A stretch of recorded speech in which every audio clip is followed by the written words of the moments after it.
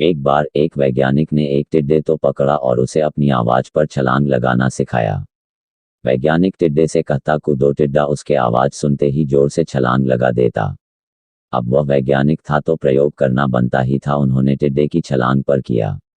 वैज्ञानिक ने उसकी एक टांग तोड़ दी और फिर बोला कूदो। अब टिड्डे की छलांग की दूरी कम हो गई। वैज्ञानिक ने उसकी दूसरी टांग तोड़ दी और फिर बोला कूदो। टिड्डे की छलांग और कम हो गई। अब तोड़ी गई उसकी तीसरी टांग, फिर छलांग की दूरी और कम हो गई। एक एक करके बेचारे टिहे की सारी टांगें तोड़ दी गई। अब आखिरी टांग टूटने पर जब उससे कहा गया कूदो तो वह हिल भी नहीं। अब ने अपना निष्कर्ष अपनी डायरी में लिखा। जानते हो उसने लिखा, जब टिड्डे की एक टांग तोड़ी गई तो वह थोड़ा बहरा हो गया। जब उसकी दूसरी टांग तोड़ी गई तो वो और बहरा हो गया। हर टांग टूटने के साथ वो और बहरा होता गया और सारी टांग टूटने के बाद वह बिल्कुल बहरा हो गया। अब जोर जोर से चिल्लाने का भी उस पर कोई असर नहीं हुआ।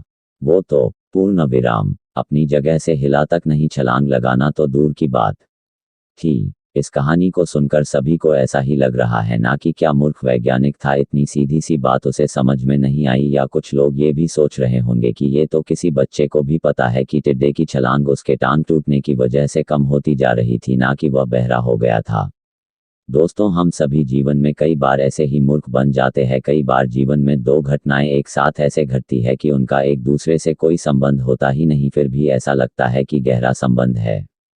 कभी कभी दिखता कुछ और है लेकिन समझ कुछ और आता है और वास्तव में होता कुछ और है।